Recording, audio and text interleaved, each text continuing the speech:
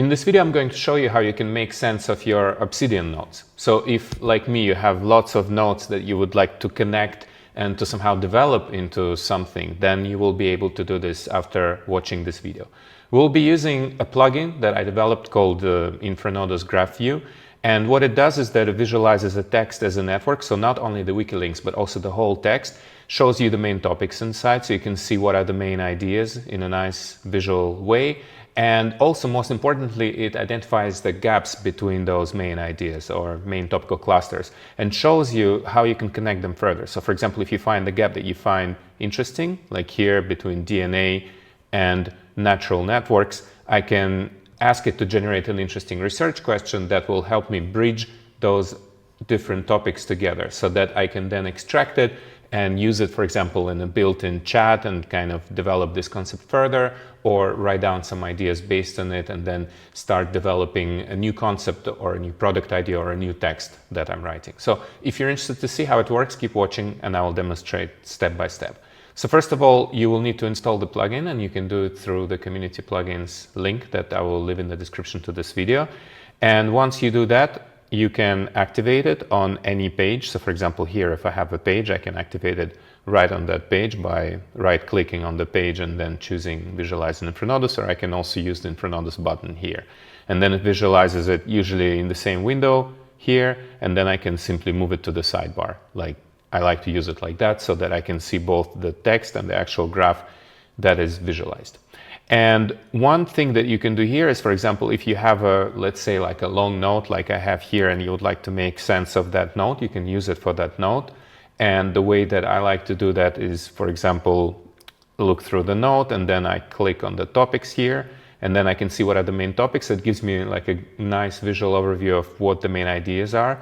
So here it's cognitive rewiring, genetic coding, predictive modeling, imaginative web, DNA impact, connection facilitation, growth environment, and natural artistry. So I can kind of get a feeling that it's about how we can get inspired from DNA for our thinking process, and specifically how we can rewire our thinking using the same approach. So it kind of reminds me something I was thinking about, and this is why I made those notes, right? So this is already a very good beginning because it gives me a nice entrance point into this thinking process by letting me focus on those high-level ideas. And what I can do also is, let's say if I want to see what about cognitive rewiring, I can click here and then I click on context and I can see what are the statements that are actually related to this topic. So here I can read some of the statements from this particular text that relate to it, and also I can highlight them inside the text. So this is how I could do this, and then I can reload the graph and then see the whole thing again. What I can also do is to go into the gaps section and see what are the topical clusters inside this node that are not yet connected. And this is a very useful approach that allows you to see how you could bridge the ideas inside, and usually it helps you develop this idea further. So for example, here it shows me that there is a gap between natural artistry and genetic coding. And if I want to see the context that those two topics relate to, I can click on context here, and then I can see that there was one on DNA as a sequence that encodes the building blocks of life. So it's kind of like an explanation of DNA, right? That's the cluster of genetic coding. And then the other one is art as a mutating network entity that creates deviations from natural paths. So it's my idea that art as an artificial is something that is unnatural, so it's connected to mutation. And here's proposing me to think, okay, how you could connect this idea of DNA and maybe mutations in DNA and art. So maybe can you do art in the way that you could cause mutations in the way evolution somehow develops, right? You know, so you can really kind of think of connections here by yourself. But if you want, you can also use the built-in AI and ask it to generate an idea for you.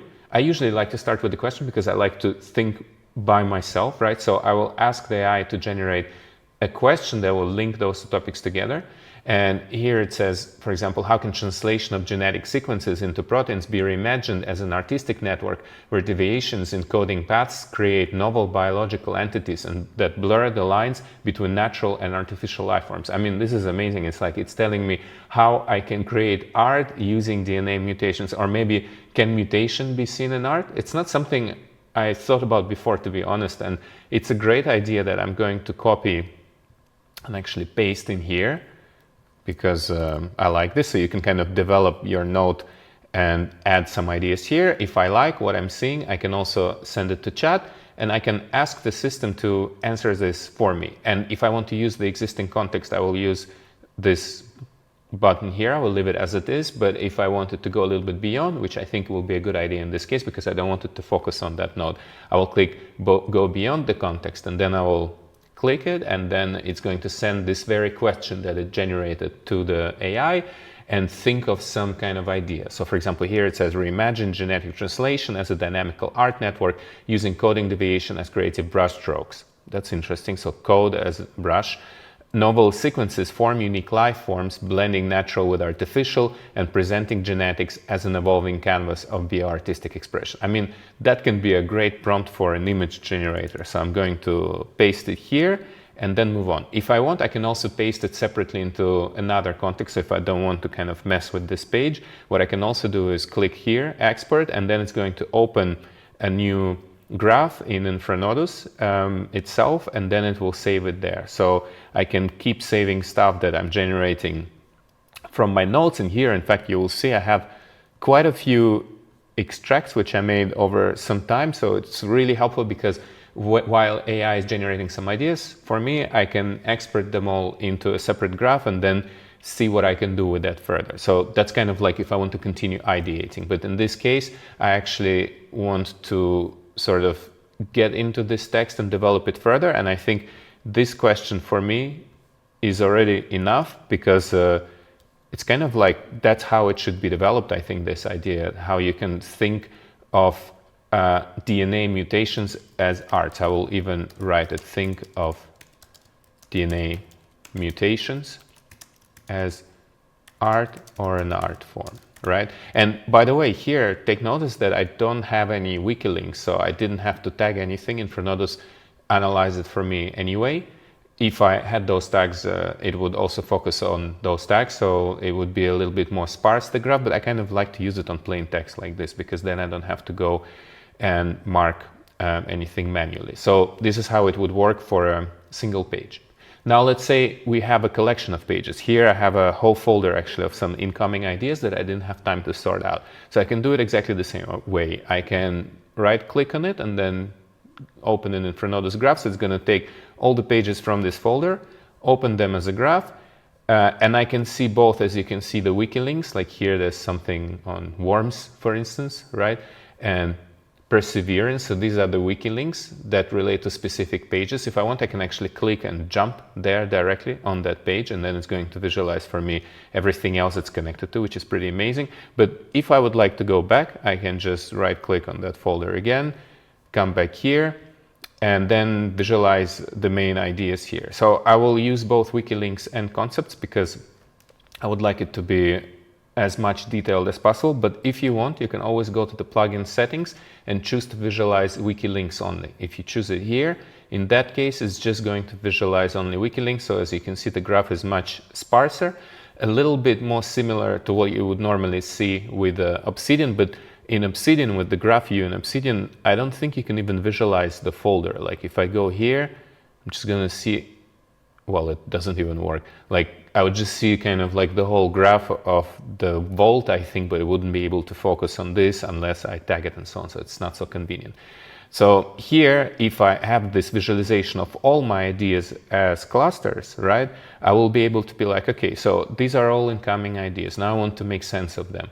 I will look at the main topic. So I see there's a topic on resilience, capitalist morality, cultural power, immortal intelligence, rational environment, network influence. So that's quite interesting because I can see that there is a big clusters on resilience, culture, and capitalism, and they don't seem to be connected. And this is what I like to be doing with those incoming nodes, to actually take them and to try to think of a connection between them. And this is exactly what the gap analysis does. It allows me to see, okay, so how could you connect, for example, capitalist morality to resilient disconnect topic, right? So you see they're not so well connected. So how can I link them together? And then I will click on the context again, and then I'm going to see the two statements that belong to these two topics. So one is on the Finnish word of sisu, that means strength of will, determination, perseverance.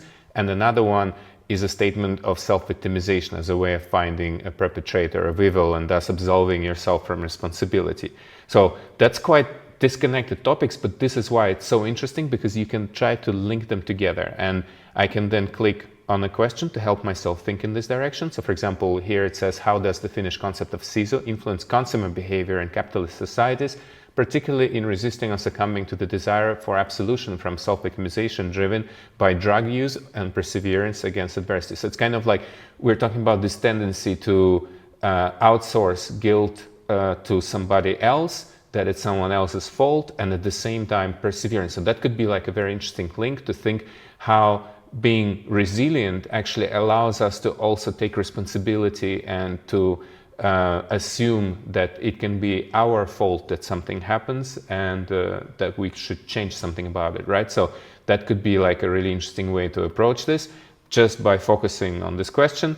And in fact, if I like it, I can copy it here, and then I'm going to add it into the original text. And I think it relates more to the topic of resilience here. So I'm just gonna click on the context here and see where I can meet this topic here. So I can see it's here, and then I can edit it and then add this idea inside, you know, so then I can think of this link further when I'm developing these ideas and I want to kind of create something from it. So this is how I would approach it if I'm analyzing a folder, and if I want to generate an idea that is interesting for me at the moment from a whole folder, a whole stack of ideas.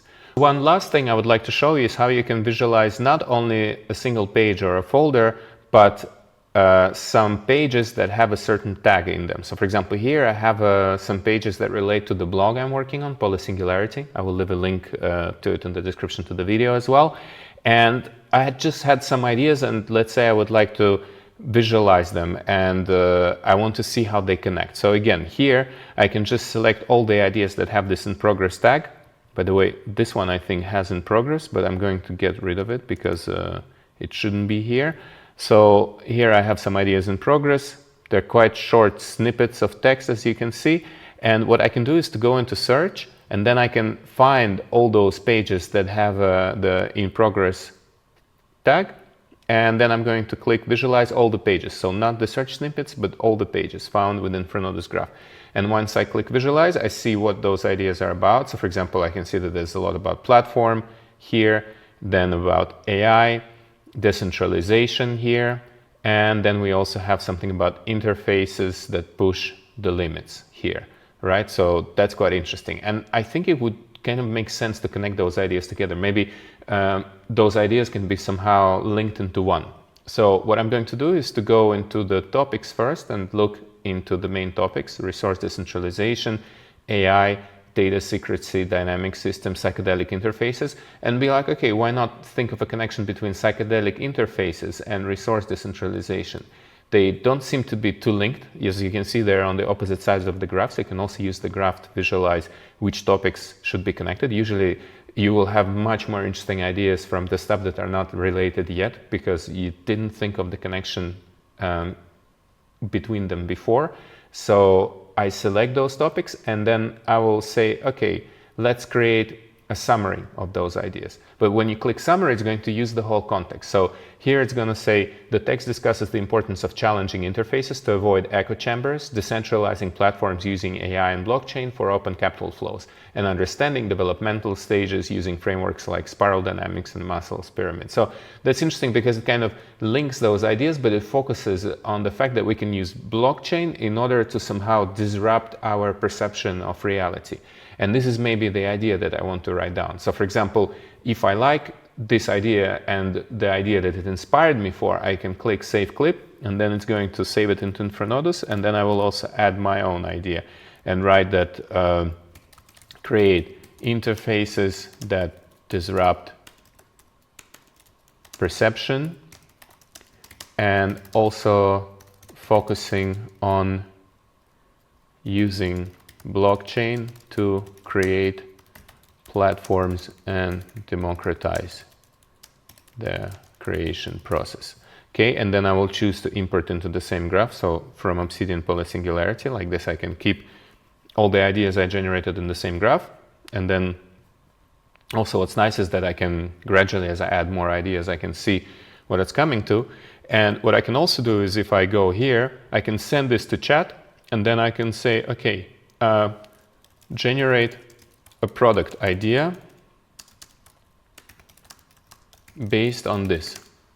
Okay, and then what it will do is that it will come up with some kind of app idea or a product idea, which I can then use as an inspiration to build something that would create that. So for example, here it says, create an evolved net platform utilizing AI and blockchain to facilitate open discussions across diverse communities, integrate spiral dynamics and Maslow pyramid frameworks to tailor user experiences, encouraging personal growth while avoiding echo chambers. So some kind of like a platform that would make people from different communities talk to each other, which can be an interesting idea. I don't know if it's a good business idea, but definitely our society could benefit from it.